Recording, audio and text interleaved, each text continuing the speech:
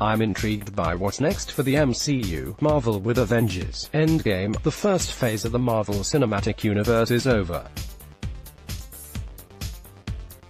The last decade has seen a grand, 22-part opera that revolutionized modern cinematic storytelling. But now this phase, collectively termed the Infinity Saga, is over, and several of our beloved characters are gone too.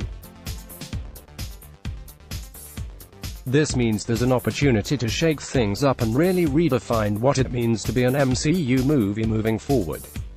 Here's what I want to see from the MCU now that Endgame is over.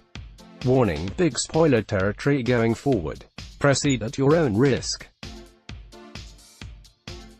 Fewer CG battles. Countless sci-fi and fantasy films end with massive conflicts between computer-generated armies. From Starship Troopers in 1997 to the Lord of the Rings trilogy, we've long grown bored with faceless, nameless hordes crashing into each other. Just look at DC's Man of Steel to see how boring city-smashing CG can be.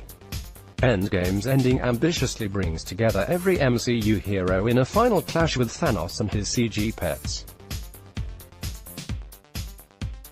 It's an even denser retread of Infinity War's final battle, and while visually impressive, it's a jarring departure from the film's earlier intimate focus on the core Avengers. After sharing emotional moments with the characters we've come to love over the last decade, glorified cameos for the likes of Black Panther and the Guardians of the Galaxy make things less relatable, detaching me from the experience. Seeing all these guys in action is cool as hell, but we don't need to end every superhero movie with a massive battle anymore. Bring the A-Force to the silver screen. What's the A-Force? An all-female version of the Avengers that appeared in Marvel Comics in 2015. For a brief moment, we got a glimpse of what a Force could look like in Endgame when Scarlet Witch, Shuri, Okoye, Wasp, Valkyrie and Gamora backed up Captain Marvel on her push to return the Infinity Stones to the proper timeline. Sadly, the team-up was missing a key Avenger. Scarlett Johansson's Black Widow was last seen dead on an alien world, but she's also set to finally headline her own movie in coming years, so maybe we'll see yet another hero resurrected.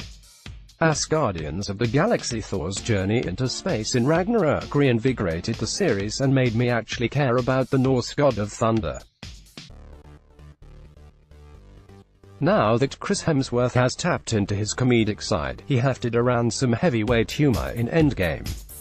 The tease at the end showing Thor joining the Guardians of the Galaxy is just perfect.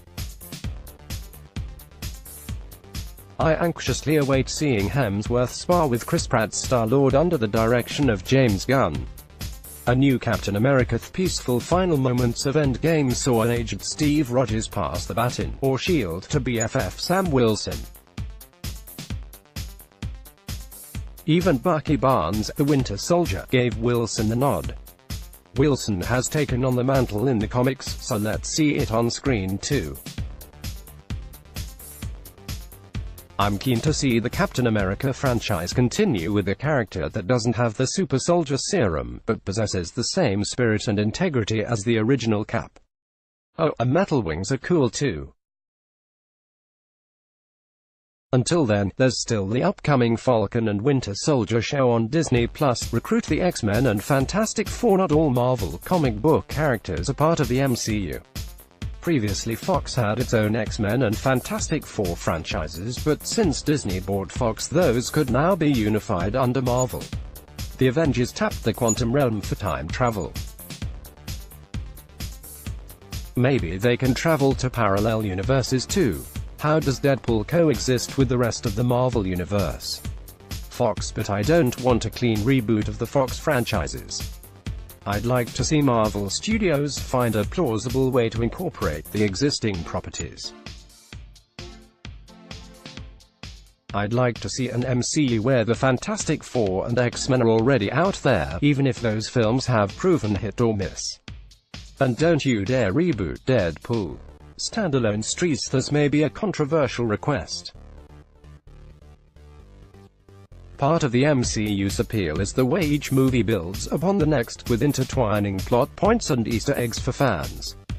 But as much fun as that's been, it also often took focus away from individual films.